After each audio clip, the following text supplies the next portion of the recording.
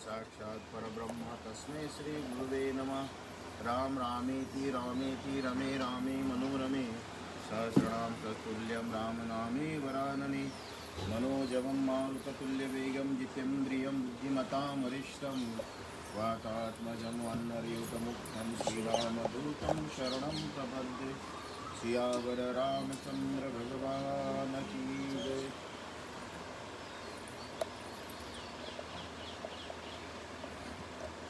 तदनंतर आगे आगे श्री राम चले। बीच में परम सुंदरी सीता चली थी और उनके पीछे हाथ में धनुष्य लिए लक्ष्मण चलने लगे। सीता के साथ वो दोनों भाई भांति भांति पर्वतीय शिखरों, वन तथा नाना प्रकार के रमणीय नदियों को देखते हुए अग्रसर होने लगे। उन्होंने देखा कई नदियों के तट पर सारस चक्रवात विचर रहे, कई खिले हुए कमल और जलचर पक्षियों युक्त सरोवर शोभा पा रहे थे। चितकबरे मृग युद्ध बांधे चले जा रहे थे।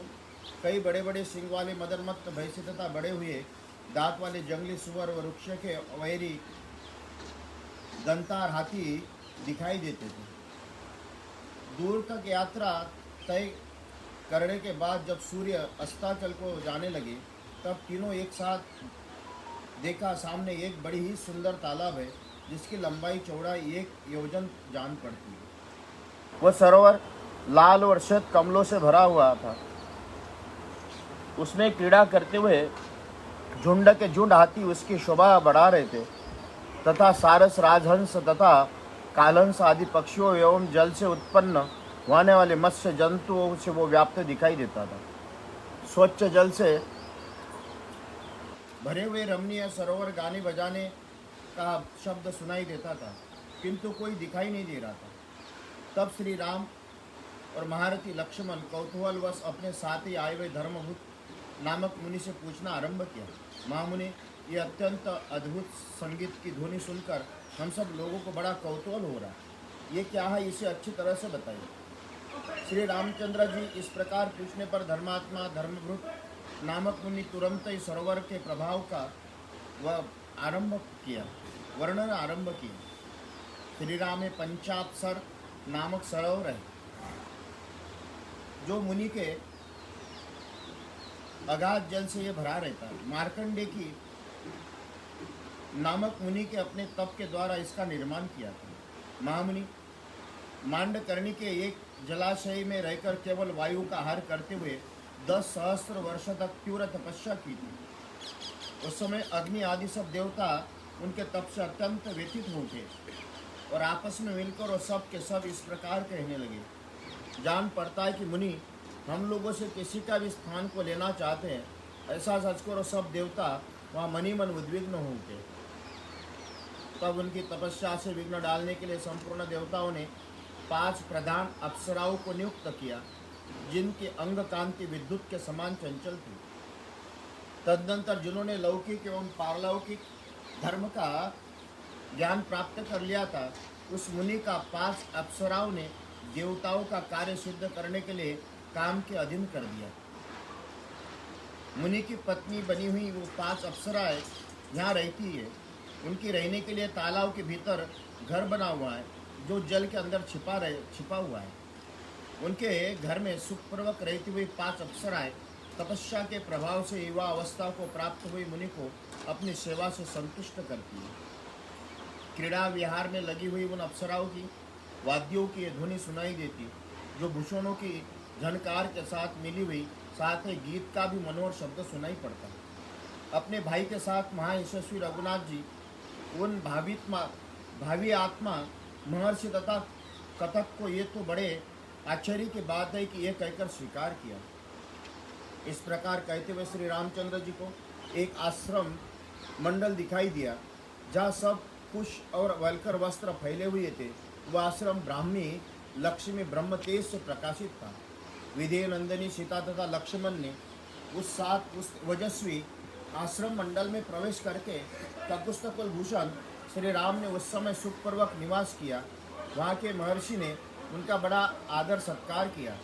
तदनंतर महान अस्त्रा की ज्ञाता श्री रामचंद्र जी बारी बारी उन सभी तपस्वी मुनियों के आश्रम पर गए, जिनके वह पहले रह चुके थे। उनके पास भी उनकी भक्ति देख दोबारा जा रहे थे। कई 10 महीने, कई साल भर, कई 4 महीने, कई 5 या 6 महीने, कई इससे भी अधिक समय अर्थात 7 महीने, कई उससे भी अधिक 8 महीने, कई आधे मास अधिक अर्थात 8.5 महीने, कई 3 महीने और कई 8 और 3 अर्थात 11 महीने तक श्री रामचंद्र जी ने सुखपूर्वक निवास किया। इस प्रकार मुनियों के आश्रम पर रहते हुए अनुकूलता पाकर आनंदा का अनुभव करते हुए उनके 10 वर्ष बीत गए। इस प्रकार सब और घूम फिर कर धर्म के ज्ञाता भगवान श्री राम सीता के साथ सुतीक्ष्ण के आश्रम पर ही लौट आए। शत्रुओं का दमन करने वाले श्री राम उन आश्रमों को आकर वहाँ रहने वाले मुनियों द्वारा भांति भांति सम्मानित हो वहाँ भी कुछ काल तक रहे। उस आश्रम में रहते हुए श्री राम ने एक दिन महामुनि सुतीक्ष्ण के पास बैठकर विनीत भाव से कहा, भगवान, मैंने प्रतिदिन बातचीत करने वाले लोगों को मुँह से सुना है, इस वन में कई मुनिश्रेष्ठ अगस्त्य जी निवास करते, किंतु इस वन की विशालता के कारण मैं उस स्थान को नहीं जानता हूँ। उन बुद्धिमान महर्षि का सुंदर आश्रम कहाँ है? मैं लक्ष्मण और सीता के साथ भगवान अगस्त्य को प्रसन्न करने के लिए, मुनीश्वर को प्रणाम करने के लिए उद्देश्य से उनके आश्रम पर जाऊं, ये महान मनोरथ मेरे हृदय में चक्कर लगा रहा है। मैं चाहता हूं कि स्वयं भी मुनिवर अगस्त्य की सेवा करूं। धर्मात्मा श्री राम का ये वचन सुनकर सुतीक्ष्ण मुनि बड़े प्रसन्न हुए और उन दशरथ नंदन से इस प्रकार बोले, रघुनंदन, मैं भी लक्ष्मण सहित आपसे यही कहना चाहता। आप सीता के साथ महर्षि अगस्त्य के पास जाए। सौभाग्य की बात है कि इस समय आप स्वयं ही मुझसे यह जाने के विषय में पूछ रहे हैं। श्री राम महामुनि अगस्त्य जहाँ रहते उस आश्रम का पता मैं भी आपको बता देता हूँ। तात इस आश्रम में 4 योजन दक्षिण चले जाओ, वहाँ आपको अगस्त्य के भाई का बहुत बड़ा सुंदर आश्रम मिलेगा। वहाँ के वन की भूमि प्रायः समतल है। पिपली का वन आश्रम की शोभा बढ़ाता है। वह फूल और फलों की बहुताया है। नाना प्रकार के पक्षियों के कलवरों से गूंजते उस रमणीय आश्रम के पास भांति भांति कमल मंडित सरोवर है जो स्वच्छ जल से भरे हुए है। हंस और कारंडव आदि पक्षी भी उनमें सब और फैले हुए हैं। चक्रवाक उनकी शोभा बढ़ाते हैं। श्री राम, आप एक रात उस आश्रम में ठहर कर प्रातःकाल उस वन खंड के किनारे दक्षिण दिशा की ओर जाए और इस प्रकार 1 योजन आगे जाने पर अनेक वृक्ष से सुशोभित वन में रमणीय भाग में अगस्त्य मुनि का आश्रम मिलेगा। वह विधि नंदिनी सीता और लक्ष्मण आपके साथ सानंद विचरण करेंगे, क्योंकि बहुसंख्यक वृक्ष से सुशोभित वो वन प्रांत बड़ा ही रमणीय है। महामुनि, यदि आपने महामुनि अगस्त्य के दर्शन निश्चित विचार कर लिया, आज ही वहाँ की यात्रा करने का निश्चय करें। मुनि का ये वचन सुनकर भाई सहित श्री रामचंद्र जी ने उन्हें प्रणाम किया। सीता तथा लक्ष्मण के साथ अगस्त्य जी ने आश्रम की ओर चल दिए। मार्ग में मिले हुए विचित्र विचित्र घनों मेघमाला के समान पर्वतमालाओं को, सरोवर और सरिताओं को देखते हुए वह आगे बढ़ गए। इस प्रकार सुतीक्ष्ण ने बताए हुए मार्ग से सुख पर्वत चलते चलते श्री रामचंद्र जी ने अत्यंत हर्ष से भरकर श्री लक्ष्मण से ये बात कही, सुमित्रानंदन, निश्चय पुण्य कर्मा का अनुष्ठान करने वाले महात्मा अगस्त्य मुनि के भाई का आश्रम दिखाई दे रहा है। क्योंकि सुतीक्ष्ण जी जैसा बतलाया था उनके अनुसार इस वन में मार्ग में फूलों और फलों में बाहर से झुके हुए सहस्र परिचित वृक्ष शोभा पा रहे। इस वन में पकी हुई पीपलियों की गंध वायु से प्रेरित होकर सहसा इधर आई, जिसमें कटु रस का उदय हो रहा है। जहाँ तक लकड़ियों के ढेर लगे दिखाई देते और वैदुर्य मणि के समान रंग वाले कुछ कटे हुए दृष्टगोचर होते। ये देखो, जंगल के बीच में आश्रम के अग्नि का धुआं उठता दिखाई दे रहा, जिनका अग्रभाग काले मेघों के ऊपर भाग सा प्रतीत होता है। यहाँ के एकांत और पवित्र तीर्थों में स्नान करके आए हुए ब्राह्मण स्वयं चुनकर लाए हुए फूलों से देवताओं के लिए पुष्पहार अर्पित करते हैं। सौम्य, मैंने सुतीक्ष्ण का एक कथन जैसा सुना था, उसके अनुसार निश्चय अगस्त्य जी के भाई का आश्रम होगा। इन्हीं के भाई पुण्यकर्मा अगस्त्य जी ने समस्त लोगों के हित की कामना से मृत्यु स्वरूप वातापी और इलबल का वेगपूर्वक दमन करके इस दक्षिण दिशा को शरण लेने के लिए योग्य बनाए। एक समय के बाद क्रूर स्वभाव वाला वातापी तथा इलबल ये दोनों भाई एक साथ रहते थे। और दोनों महान असुर ब्राह्मणों की हत्या करने वाले थे। निर्दय इलवल ब्राह्मण का रूप धारण करके संस्कृत बोलता हुआ और श्राद्ध के लिए ब्राह्मणों को निमंत्रण दे रहा था।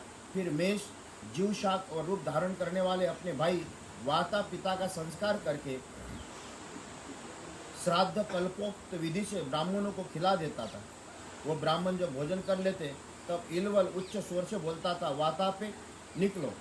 भाई की बात सुनकर वातापी भेड़े के समान मैं करता हुआ उन ब्राह्मणों को पेट फाड़कर निकल जाता था। इस प्रकार इच्छानुसार रूप धारण करने वाले उन मांसभक्षी असुरों ने प्रतिदिन मिलकर सहस्त्र ब्राह्मणों का विनाश कर डाला। उस समय देवताओं की प्रार्थना महर्षि अगस्त्य ने श्राद्ध में शाक रूपधारी उस महान असुरों को जानबूझकर भक्षण किया। तदनंतर श्राद्ध कर्म संपन्न हो गए ऐसा कहकर ब्राह्मणों के हाथों में अवनिजन का जल दे इलवल ने भाई को संबोधित करते हुए कहा, निकलो। इस प्रकार भाई को पुकारते हुए उस ब्राह्मण घाती असुरों से बुद्धिमान मुनिश्रेष्ठ अगस्त्य ने हंसकर कहा, जिस जीवशाक रूपधारी तेरे भाई राक्षस को मैंने खाकर पचा लिया वो तो यमलोक में जा पहुंचा है। अब उसमें निकलने की शक्ति कहाँ है। भाई की मृत्यु को सूचित करने वाले मुनि ने इस वचनों को सुनकर उस निशाचर ने क्रोधपूर्वक उन्हें मार डालने का उद्योग आरंभ किया। उससे जो ही द्विजराज अगस्त्य धावा किया, तो ही उद्दीप्त तेज वाले उन मुनि ने अपनी अग्नितुल्य दृष्टि से उस राक्षस को दग्ध कर डाला। इस प्रकार उसकी मृत्यु हो गई। ब्राह्मणों पर कृपा करके जिन्होंने दुष्कर कर्म किया, यही महर्षि अगस्त्य भाई का आश्रम है जो सरोवर वन को सुशोभित हो रहा है। श्री रामचंद्र जी लक्ष्मण के साथ इस प्रकार बातचीत कर ही रहे थे, इतने में सूर्यदेव अस्त हो गए और संध्या का समय हो गया। तब भाई के साथ विधि पूर्वक संध्या उपासना करके श्री राम ने आश्रम में प्रवेश किया। महर्षि के चरणों में मस्तक झुकाया। मुनि ने उनका यथावत आदर सत्कार किया। सीता और लक्ष्मण से श्री राम फल मूल खाकर एक रात उस आश्रम रहे। वो रात बीतने पर जब सूर्योदय हुआ तब श्री रामचंद्र जी ने अगस्त्य के भाई से विदा मांगते हुए कहा, भगवान मैं आपके चरणों में प्रणाम करता हूँ। वहाँ रात भर बड़े सुख से रह रहा हूँ। आपके बड़े भाई मुनि और अगस्त्य का दर्शन करने के लिए जाऊँगा। इसके बाद उन आपसे आज्ञा चाहता हूँ। तब महर्षि ने कहा कि बहुत अच्छा, जाइए। इस प्रकार महर्षि से आज्ञा पाकर श्री भगवान राम लक्ष्मण मार्ग को देखते हुए आगे चले। श्री राम ने वहाँ मार्ग में लीवा, निवार, जल कदम्ब, कटहल, सासु, अशोक, नीतीश, चिरी बिल्व, महुआ, बेल, तेंदु तथा और भी सैकड़ों जंगली वृक्ष देखे जो फूलों से भरे थे, खिली हुई लताओं से परिवेष्टित हो बड़ी शोभा पा रहे थे। उनमें से कई वृक्ष हाथियों ने अपने सुंदर से तोड़कर मसल डाला था। बहुत से वृक्ष पर बैठे हुए वानर उनकी शोभा बढ़ा रहे थे। सैकड़ों मत वाले पक्षी उनके डालियों पर चहक रहे थे। उस समय कमलनयन श्री राम अपने पीछे पीछे आते हुए शोभावर्धक वीर लक्ष्मण से जो उनके निकट ही थे इस प्रकार बोले। उन्होंने वृक्ष के पत्ते जैसे सुने गए थे वैसे ही चिकने दिखाई देते थे।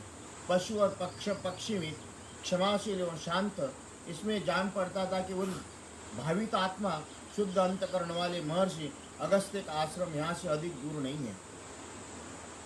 जो अपने कर्म से संसार में अगस्त्य के नाम से विख्यात हुए, उन्हीं का यह आश्रम दिखाई देता।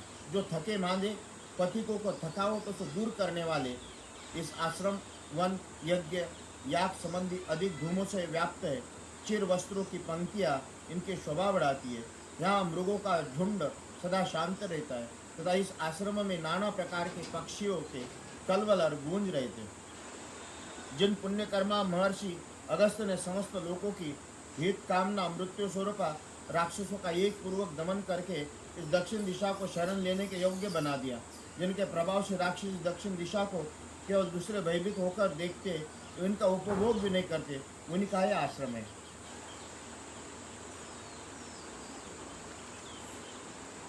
पुण्यकर्मा महर्षि अगस्त्य ने जब से इस दिशा में पदार्पण किया तब से यहाँ के निशाचर वैर रहित और शांत हो गए। भगवान अगस्त्य की महिमा से इस आश्रम के आसपास निर्वैरता आदि गुणों से संपादन से स्पर्शता क्रूर कर्मा राक्षसों के लिए दुर्जय होने के कारण ये संपूर्ण दिशा नाम से भी अधिक लोगों से दक्षिण नहीं कहलाती है। इस नाम से विख्यात हुई तथा इसे अगस्त्य की दिशा भी कहते हैं। एक बार पर्वश्रेष्ठ विंध्य सूर्य का मार्ग रोकने के लिए बढ़ा हुआ था, किंतु महर्षि अगस्त्य के कहने से वह नम्र हो गया। तब से आज तक निरंतर उनके आदेश का पालन करता हुआ वो कभी नहीं बढ़ा। दीर्घायु महात्मा, उनका कर्म, समुद्र शोषण आदि कार्य तीनों लोकों में विख्यात है। उन्हीं अगस्त्य का यह शोभा संपन्न आश्रम है जो विनीत मृग से सेवित है। ये महात्मा अगस्त्य जी संपूर्ण लोकों में द्वारा पूजित तथा सदा सज्जनों के हित में लगे रहने के कारण अपने पास आए हुए हम लोग अपने आशीर्वाद से कल्याण के भागी बनाएंगे। सेवा करने में समर्थ सौम्य लक्षण यहाँ रहकर भी मैं उन महामुनि अगस्त्य की आराधना करूँगा और वनवास के शेष दिन यहीं रहकर बिताऊंगा। देवता, गंधर्व, सिद्ध, महर्षि यहाँ नियत आहार करते हुए सदा अगस्त्य मुनि की उपासना करते हैं। ऐसे प्रभावशाली मुनि हैं, इनके आश्रम में कोई झूठ बोलने वाला, क्रूर, क्षण, नृशंस अथवा पापाचारी मनुष्य जीवित नहीं रह सकता। यहाँ धर्म की आराधना करने के लिए देवता, यक्ष, नाग, पक्षी नियमित आहार करते हुए निवास करते हैं। इन आश्रम पर अपने शरीर को त्याग कर अनेक सिद्ध महात्मा महर्षि नूतन शरीर के साथ सूर्य तुल्य तेजस्वी विमानों द्वारा स्वर्गलोक को प्राप्त हुए। यहाँ सत्कर्म परायण प्राणियों द्वारा आधारित हुए देवता उन्हें यक्षत्व, अमरत्व तथा नाना प्रकार के राज्य प्रदान करता है। सुमित्रानंदन, हम लोग आश्रम पर आ पहुँचे, तुम पहले प्रवेश करो और महर्षियों को सीता के साथ मेरे आगमन की सूचना दो। इत्यर्थ श्रीमद् रामायणे वाल्मीकि आदि काव्ये अरण्य कांडे 11 सर्ग संपूर्ण सिया।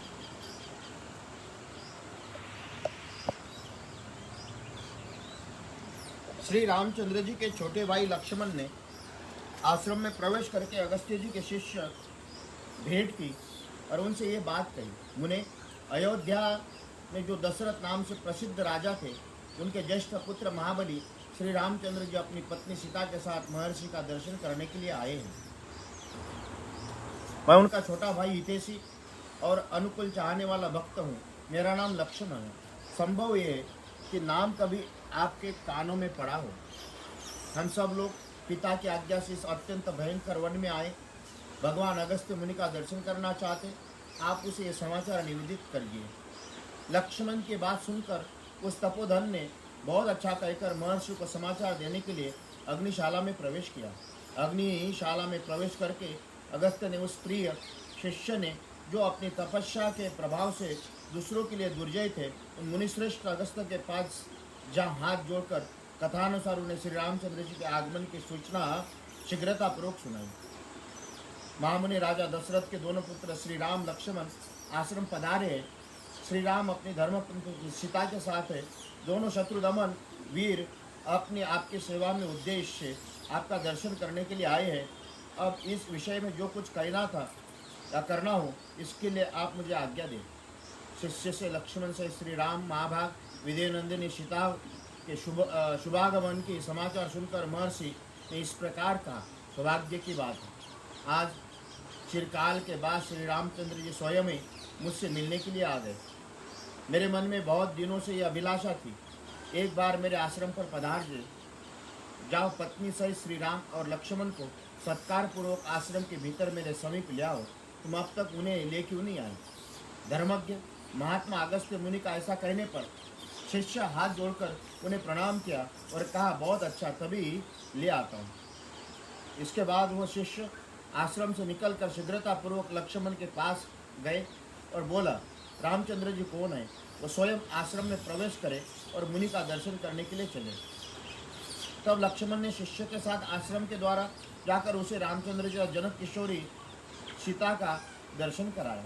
शिष्य ने बड़ी विनयता के साथ महर्षि अगस्त्य की कही हुई बात दूराई और सत्कार के योग्य उस श्री राम का यथोचित रीति से भली बातें सत्कार करके वह उनके आश्रम ले आए। उस समय श्री राम ने लक्ष्मण और सीता के साथ आश्रम में प्रवेश किया। वह आश्रम शांत भाव से रहने वाले हरिणी से भरा हुआ था। आश्रम की शोभा देखते हुए उन्होंने वहाँ ब्रह्मा जी का स्थान तथा अग्निदेव का स्थान देखा।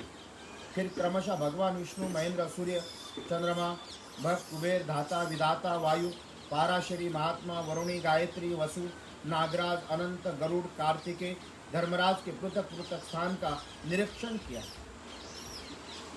इतने में मुनिवर अगस्त्य के शिष्यों से घिरे हुए अग्निशाला से बाहर निकले।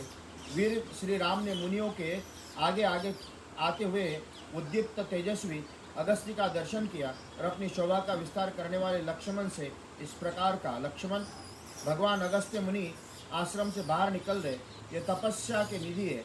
इनके विशिष्ट तेज से आधिक्य से भी मुझे पता चलता है कि ये अगस्त्य है। सूर्य तुल्य तेजस्वी महर्षि अगस्त्य के विषय में ऐसा कहकर महाभाव रघुनंदन ने सामने से आते उस मुनीश्वर के दोनों चरण पकड़ लिए, जिनमें योगी का मन रमता करता है अथवा जो भक्तों का आनंदित प्रदान करने वाले हैं, वह धर्मात्मा श्री राम उस समय विदेह कुमारी सीता और लक्ष्मण के साथ महर्षि के चरणों में प्रणाम करके हाथ जोड़कर खड़े हो गए। महर्षि भगवान श्री राम को हृदय से लगाया और आसन तथा जल, पाद्य, अर्घ्य आदि देकर उनका आतिथ्य सत्कार किया। फिर कुशल समाचार पूछने पर उन्हें बैठने को कहा। अगस्त्य जी ने पहले अग्नि में आहुति दी, फिर वह अनप्रस्थ धर्म के अनुसार अर्घ्य दे अतिथियों का भलीभांति पूजन करके उन्हें लिए भोजन दिया। धर्म के ज्ञाता मुनिवर अगस्त्य जी पहले स्वयं बैठे, फिर धर्मज्ञ श्री रामचंद्र जी का हाथ जोड़कर आसन पर विराजमान हुए। उनके बाद महर्षि ने उससे कहा कि ककुस्थ, वानप्रस्थ को चाहिए कि वो पहले अग्नि को आहुति दे, तदनंतर अर्घ्य देकर अतिथियों का पूजन करे। जो तपस्वी इसके लिए विपरीत आचरण करता है, उसे झूठी गवाही देने वाले भांति परलोक में अपने ही शरीर का मांस खाना पड़ता है।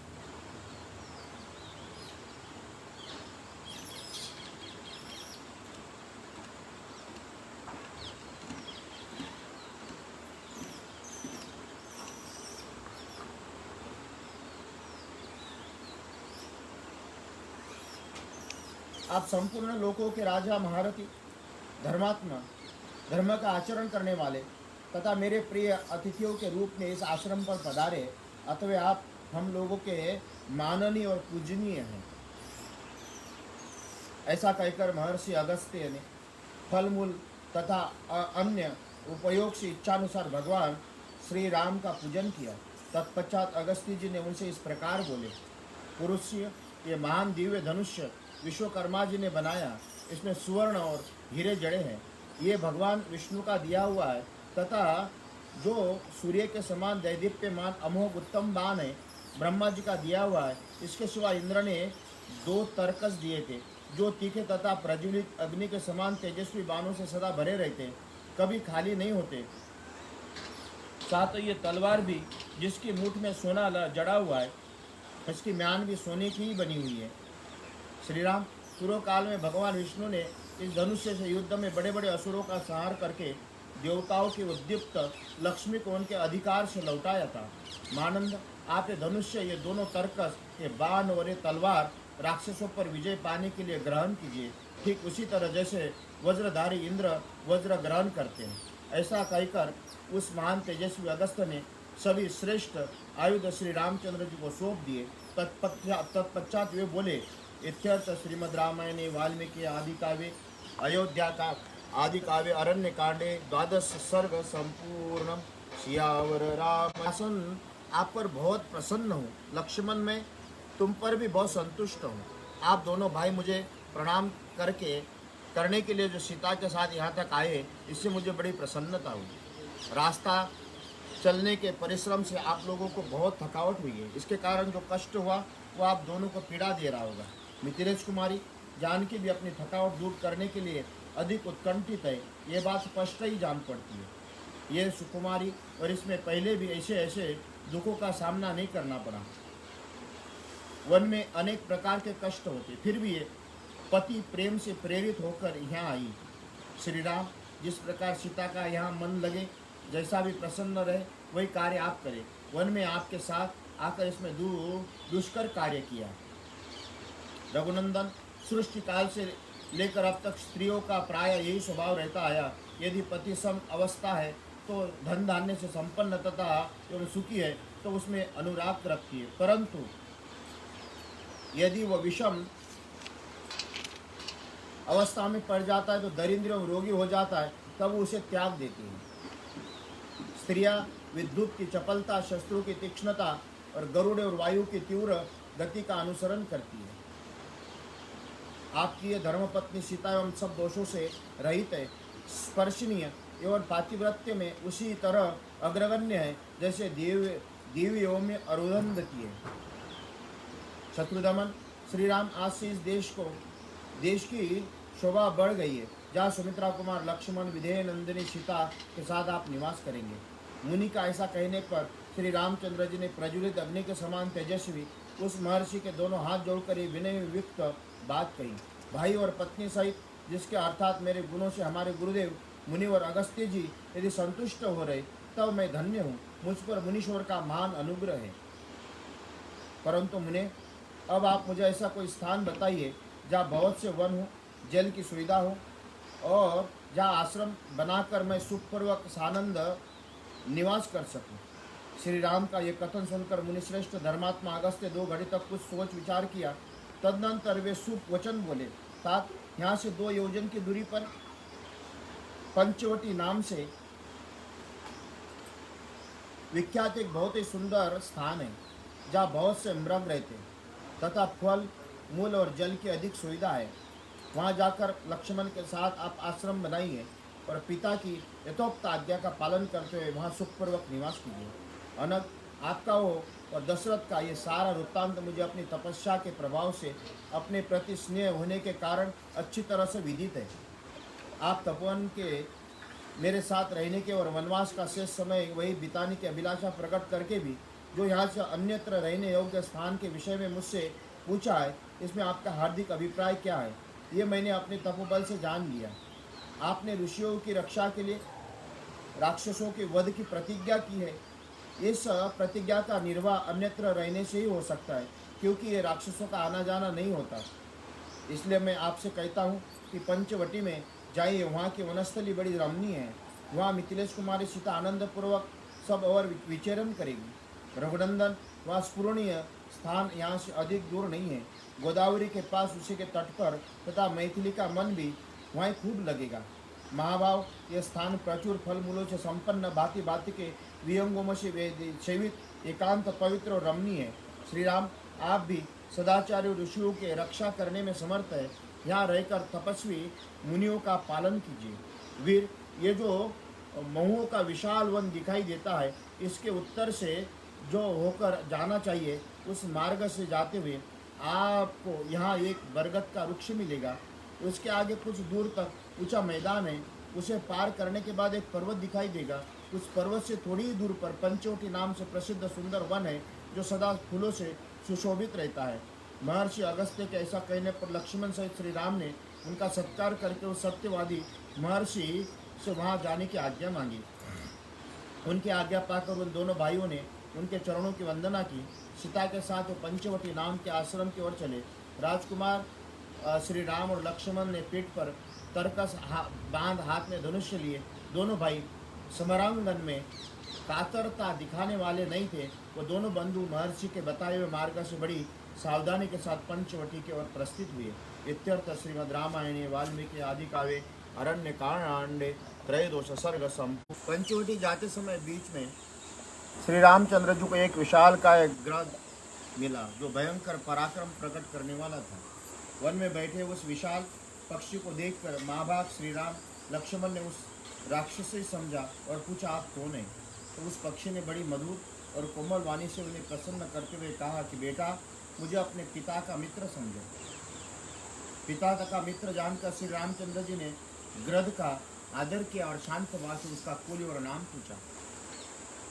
श्री राम का यह प्रश्न सुनकर पूर्व पक्षी ने उन्हें अपने कुल और नाम का परिचय देते हुए समस्त प्राणियों की उत्पत्ति का क्रम भी बताना आरंभ किया। महाभाव रघुनंदन, पूर्व काल में जो जो प्रजापति हो चुके, उन सब का आदि से ही वर्णन करता हूँ, सुनो। उन प्रजापतियों में सबसे प्रथम करदम हुई। एक प्रजापति नहीं है, अनेक प्रजापति होते। तदनंतर दूसरे प्रजापति का नाम विकृत हुआ, तीसरे शेष, चौथे संश्रय और पांचवें प्रजापति पराक्रमी बहुपुत्र हुए।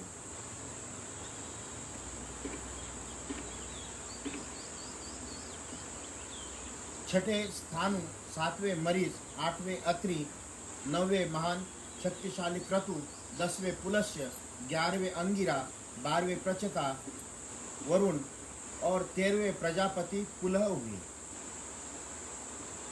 14वें दक्ष, 15वें विवस्वान, 16वें अरिष्टनेमि और 17वें प्रजापति महातेजस्वी कश्यप हुए। रघुनंदन ने कश्यप जी अंतिम प्रजापति कहे गए। महायशस्वी श्री राम प्रजापति दक्ष के 60 यशस्विनी कन्याएं हुई जो बहुत ही विख्यात थी। उनमें से 8 सुंदरी कन्याओं को प्रजापति कश्यप ने पत्नी रूप में ग्रहण किया, जिनके नाम इस प्रकार है: अदिति, दिति, दनु, कालका, ताम्रा, क्रोधवशा, मनु और अनला। तदनंतर उन कन्याओं से प्रसन्न होकर कश्यप जी ने फिर उन्हीं से कहा, देवियों, तुम लोग मेरे पुत्रों को जन्म दोगी तो तीनों लोगों का भरण पोषण करने में समर्थ और मेरे समान तेजस्वी होंगी। महाभाव श्री राम इतने में अदिति, दिति, दनु और कालका, इन चारों ने कश्यप जी से कही हुई बात को मन में ग्रहण किया, परंतु शेष स्त्रियों ने उधर मन नहीं लगाया। उनके मन में वैसा ही मनोरथ नहीं उत्पन्न हुआ। शत्रुओं का दमन करने वाले वह रघुवीर अदिति के गर्भ से 33 देवता उत्पन्न हुए। 33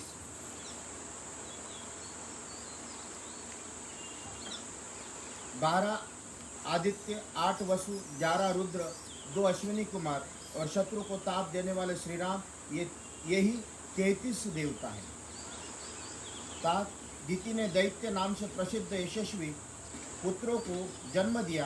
पूर्व काल में वन और समुद्र सहित सारी पृथ्वी उन्होंने अधिकार में थी। शत्रुदमन दनु ने अश्वग्रीव नामक पुत्रों को उत्पन्न किया। कालका ने नरक एवं कालका नामक 2 पुत्रों को जन्म दिया। ताम्र ने क्रौंची, भाष्य, शोनी, धत्राष्ट्रनी, शुकी, इन 5 विश्वविख्यात कन्याओं को उत्पन्न किया। इनमें से क्रौंची ने उल्लुओं को, भासी ने भास नामक पक्षियों को, शयनी ने परम तेजस्वी ने शोनी, बाजो और गीधों का तथा धत्राष्ट्री ने सब प्रकार के हंस और कल हंसों को जन्म दिया। श्री राम आपका कल्याण हो। उसी भामिनी धृतराष्ट्री ने चक्रवाक नामक पक्षियों को भी उत्पन्न किया। ताम्र की सबसे छोटी पुत्री सुकी ने नता नाम वाली कन्या को जन्म दिया। नता से विनीता नाम वाली पुत्री उत्पन्न हुई। श्री राम क्रोधावश में अपने पेट से 10 कन्याओं को जन्म दिया।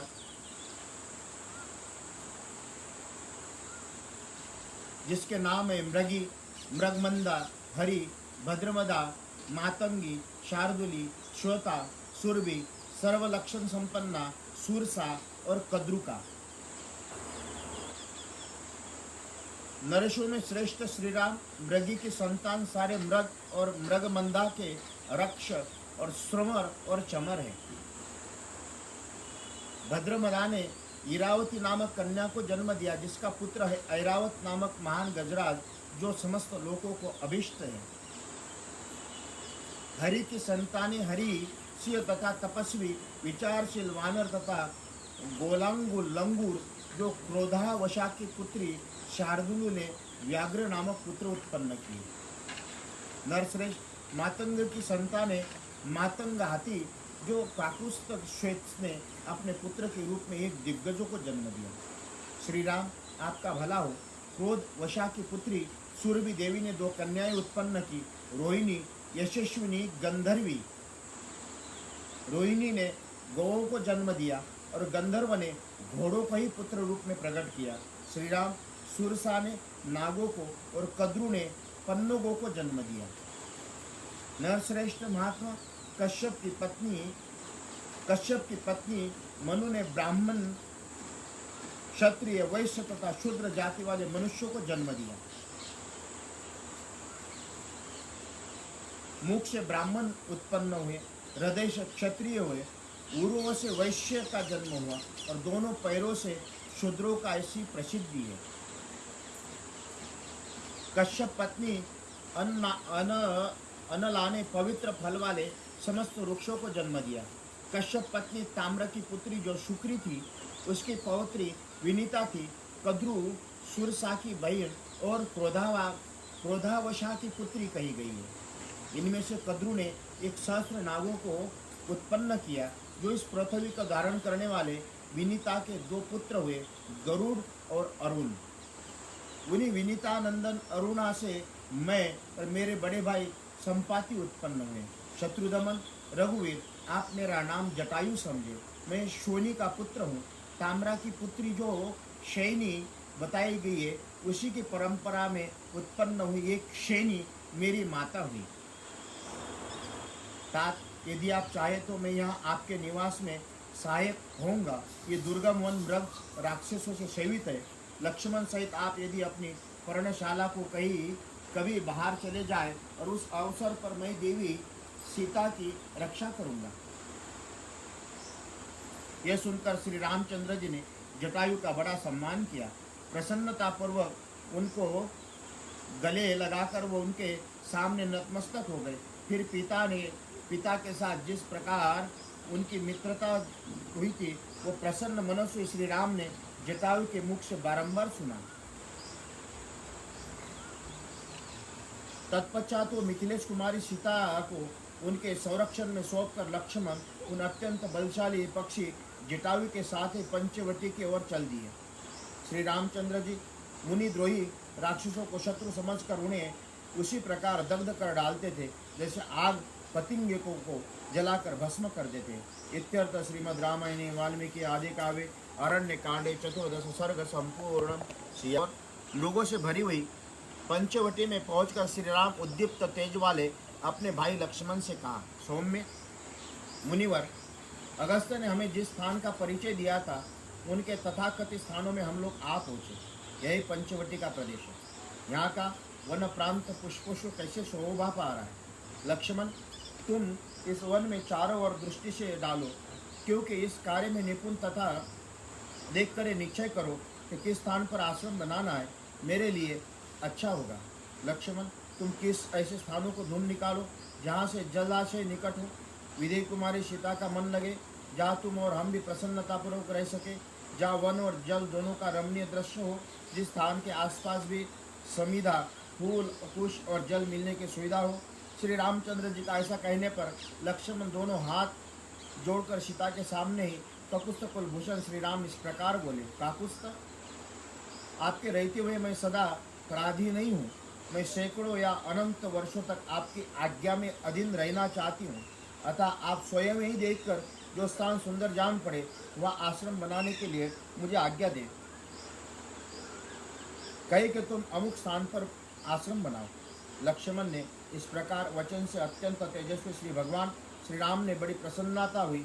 उन्होंने स्वयं ही सोचकर विचार कर ऐसा स्थान पसंद किया जो सब प्रकार से उत्तम गुणों से संपन्न और आश्रम बनाने के योग्य। उस सुंदर स्थान पर आकर श्री राम ने लक्ष्मण का हाथ अपने हाथ में लेकर कहा, सुमित्रानंदन स्थान समतल और सुंदर है तथा फूल हुए वृक्षों से घिरे है। तुम्हें इसी स्थान पर एकोचित ऋषि रूप से एक रमणीय आश्रम का निर्माण करना चाहिए। ये पास ही सूर्य के समान उज्ज्वल कांति वाली मनोरथ गंधयुक्त कमलों से रमणीय प्रतीत होने वाला तथा पद्मों की शोभा से संपन्न पुष्करणी दिखाई देती। पवित्र अंतकरण वाले अगस्त्य मुनि ने जिसके विषय में कहा था, वह विकसित वृक्ष वलियों से घिरी हुई रमणीय गोदावरी नदी है। सौम्य, यहाँ बहुत सी कंदराओं से युक्त ऊंचे ऊंचे पर्वत दिखाई दे रहे, जहाँ मयूरों की मीठी बोली गूंज रही। रमणीय पर्वत खिले हुए वृक्षों से व्याप्त है। स्थान पर सोने चांदी तांबे के समान रंग वाले सुंदर गहरी धातुओं से उपलक्षित ये पर्वत ऐसे प्रतीत हो रहे, मानो झरोके से आकार में की गई नीले पीले सफेद आदि रंगों से उत्तम श्रृंगार रचनाओं से अलंकृत हाथी शोभा पा रहे।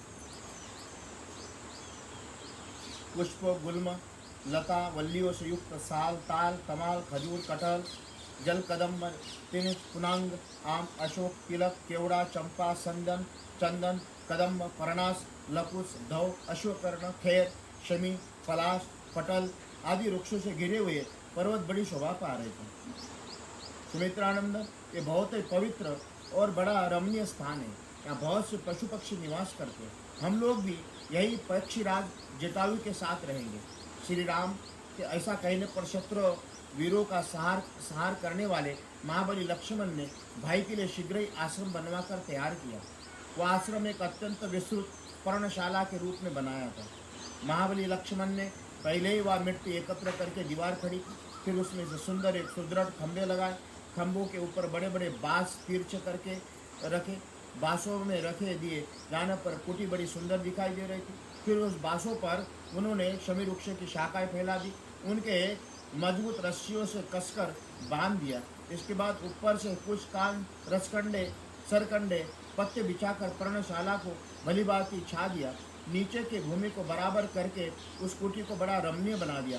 इस प्रकार लक्ष्मण ने श्री रामचंद्र जी के लिए परम उत्तम निवास गृह बना दिया, जो देखने में उत्तम योग्य था।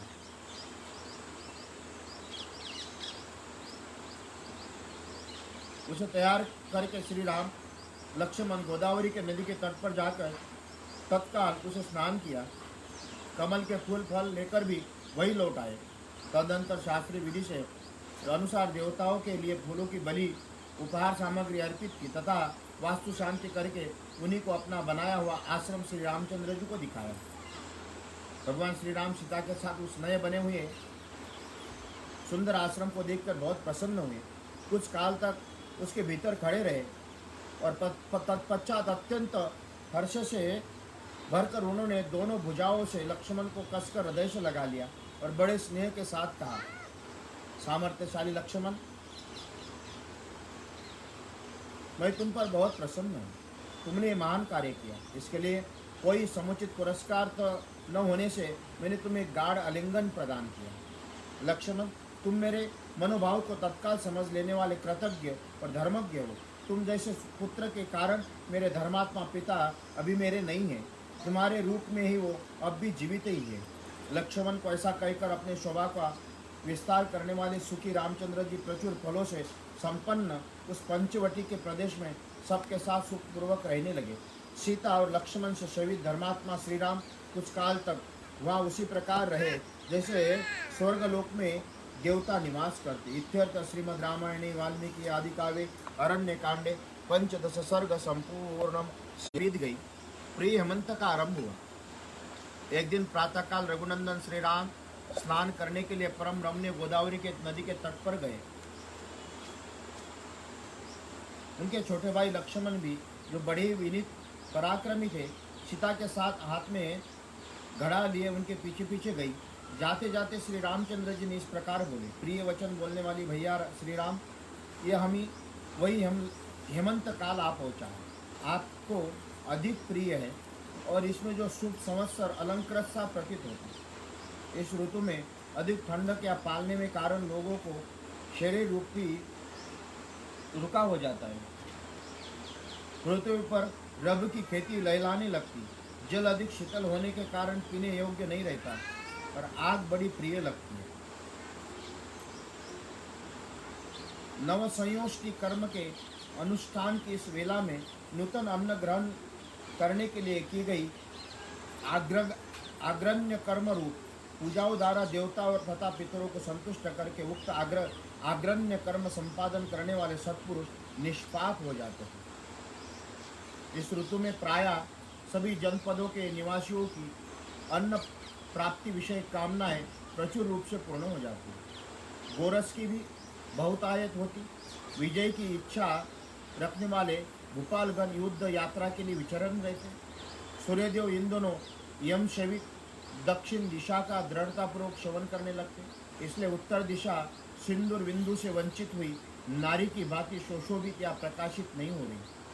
हिमालय पर्वत जो स्वभाव ही घनीभूत हिम के खजाने से भरा हुआ होता, परंतु इस समय सूर्यदेव भी दक्षिणायन चले जाने के कारण उससे दूर हो जाते। अब अधिक हिम के संचय से संपन्न होकर हिमवान गिरि स्पष्ट ही अपने नाम को सार्थक कर रहा है।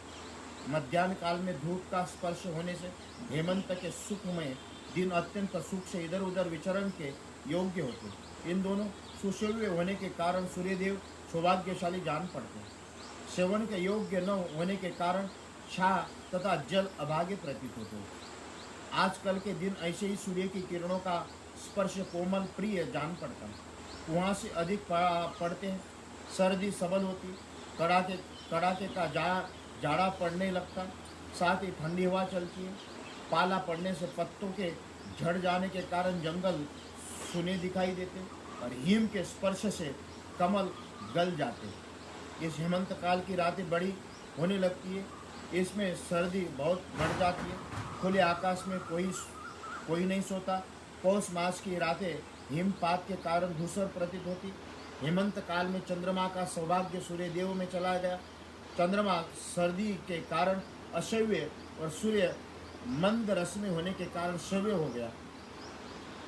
चंद्रमंडल हिमकणों से आच्छादित होकर धूमिल जान पड़ता, अतः चंद्रदेव निश्वास वायु से मलिन हुए दर्पण की भांति प्रकाशित नहीं हो रहे। इन दिनों पूर्णिमा की चांदनी रात भी तुहिन बिंदुओं से मलिन दिखाई देती, प्रकाशित नहीं होती।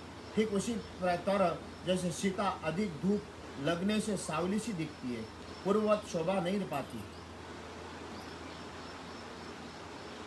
स्वभाव से ही जिसका स्पर्श शीतल है, वो पछुआ हवा इन समय हिम कमनों से व्याप्त हो जाने के कारण दुनी सर्दी देकर बड़े वेग से बह रही।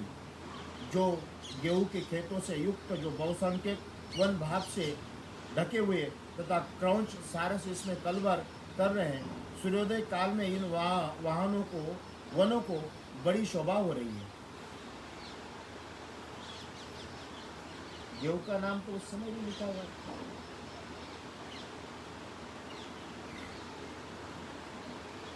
ये सुनहरे रंग के जड़हन धान खजूर के फूलों से ले आना आकार वाली बालों से जिनमें चावल भरे हुए कुछ लटक गए, इस बालों के कारण उनकी शोभा बड़ी शोभित हो रही। कुआं से ढकी हुई फैलती हुई किरणों से उपलक्षित होने वाले दूरोदित सूर्य चंद्रमा के समान दिखाई देता। इस समय अधिक लाल और कुछ श्वेत पीत वर्ण की धूप पृथ्वी पर फैल कर शोभा पा रही। पूर्वाह्न काल में जो कुछ इसका बल जान नहीं पड़ता, उन्हीं मध्याह्न काल में इसमें स्पर्श से सुख का अनुभव होता है। औरस की बूंदे पड़ने से जहाँ की घास से कुछ भीगी हुई जान पड़ती, वह वन भूमि नवोदित सूर्य के धूप के प्रवेश होने के अद्भुत शोभा पा रही। ये जंगली हाथी बहुत प्यासा हुआ है। ये सुखपूर्वक प्यास बुझाने के लिए अत्यंत शीतल जल का स्पर्श तो करता है, किंतु उसके ठंडक असह्य होने के कारण अपने सूंड को तुरंत ही सिकोड़ लेता। वे जलचर पक्षी पास ही बैठे, परंतु जैसे डरपोक मनुष्य युद्ध भूमि में प्रवेश नहीं करते, उसी प्रकार पानी में उतर नहीं रहे। रात में वज बिंदु और अंधकार से आच्छादित तथा प्रातःकाल कुहार से अधेर से ढकी हुई पुष्पहीन वन श्रेणियों सोई हुई सी दिखाई देती। इस समय नदी से जल भाप से ढके हुए हैं। इनमें विचरण वाले सारस केवल कलवरों से पहचाने जाते हैं। सरिताएं भी और से भीगी हुई बालू वाले उस तटों से ही प्रकाशमान जल से नहीं। गर्भ पड़ने से और सूर्य की किरणों से मंद होने के अधिक सर्दी के कारण इन दोनों पर्वतों के शिखरों पर पड़ा हुआ जल भी प्रायः स्वादिष्ट प्रतीत होता है। जो पुराने पड़ जाने के कारण जर्जर हो गए, जिनकी कर्णिका केसर जीर्ण शीर्ण हो गए, ऐसे दलों से उपलक्षित होने वाले कमला के समूह पाला पड़ने से उनके डंठल शेष रह गए, इसलिए उनकी शोभा नष्ट हो गई। पुरुष श्री राम, इस समय धर्मात्मा भरत आपके लिए बहुत ही दुखी है और आप में भक्ति रखते हुए नगर में ही तपस्या कर रहे। वो राज्य मान नाना प्रकार के बहुसंख्यक भोगों का परित्याग करके तपस्या में संलग्न है। नियमित आहार करते हुए शीतल महिलतर बिना विस्तर के शयन करते हैं। निश्चय भरत ही इस बेला में स्नान के लिए उद्यत हो मंत्री और प्रजाजनों के साथ प्रतिदिन सरयू नदी के तट पर जाते होंगे। अत्यंत सुख में पले हुए राजकुमार भरत जाड़े का कष्ट सहते हुए रात के पिछले पहर में कैसे सरयू जी के जल में डुबकी लगाते होंगे। जिनके नेत्र कमल दल के समान शोभा पाते, जिनकी अंग कांति श्याम है, जिनके उदर का कुछ पता ही नहीं लगता, ऐसे मान धर्म के सत्यवादी लज्जाशील जितेंद्रिय प्रिय वचन बोलने वाले मृदुल स्वभाव वाले महाभाव शत्रुदमन श्रीमान भरत ने नाना प्रकार के सुखों का त्याग कर सर्वथा आपका ही आश्रय ग्रहण किया। आपके भाई महात्मा भरत ने निश्चय ही स्वर्ग लोक पर विजय प्राप्त कर ली है, क्योंकि वही तपस्या के स्थित होकर आपके वनवासी जीवन का अनुसरण कर रहे हैं। मनुष्य प्राय माता के गुणों ही अनुवर्तित करते हैं, पिता के नहीं। इस लौकिक उत्थित को भरत ने अपने बर्ताव से मिथ्या प्रमाणित कर दिया।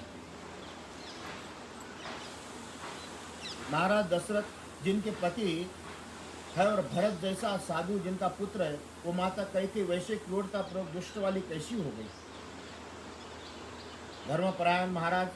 धर्मपरायण लक्ष्मण जब स्नेहवश इस प्रकार कह ही रहे थे, उस समय श्री रामचंद्र जी माता कैकेयी की निंदा नहीं सही गई। उन्होंने लक्ष्मण से कहा, तात तुम्हें मजली माता कैकेयी की कभी निंदा नहीं करना चाहिए। यदि कुछ कहना ही हो तो पहले की भांति इक्ष्वाकु वंश में स्वामी भरत की ही चर्चा करो। यद्यपि मेरी बुद्धि दृढ़ता पर व्रत का पालन करते हैं, वन में रहने को अटल निश्चय कर चुकी है, तथा भरत के स्नेह से संतप्त होकर पुनः चंचल हो उठती है। मुझे भरत की वो परम प्रिय मधुर मन को भाने वाली अमृत के समान हृदय को आह्लाद प्रदान करने वाली बातें याद आ रही। रघुकुल नंदन लक्ष्मण, वो कब दिन आएगा जब मैं तुम्हारे साथ चलकर महात्मा भरत और वीरवर शत्रुघ्न से मिलूंगा। इस प्रकार विलाप करते हुए ककुसकुल भूषण भगवान श्री राम ने लक्ष्मण और सीता के साथ गोदावरी नदी के तट पर जाकर स्नान किया। वह स्नान करके उन्होंने गोदावरी के जल से देवताओं को पितरों को तर्पण किया। तदनंतर जब सूर्योदय हुआ तब वह तीनों निष्पाप व्यक्ति भगवान सूर्य के उपास्थान करके उस देवताओं की भी स्तुति करने लगे। सीता और लक्ष्मण के साथ स्नान करके भगवान श्री राम उसी प्रकार शोभा पाने लगे जैसे पर्वतराज पुत्री उमा और नदी के साथ गंगा जी में आवागमन करके श्री भगवान रुद्र शोभित हो रहे। इत्यर्थ श्रीमद् रामायणे वाल्मीकि आदि काव्ये अरण्य कांडे षोडश सर्ग संपूर्ण। श्री हरे कृष्ण।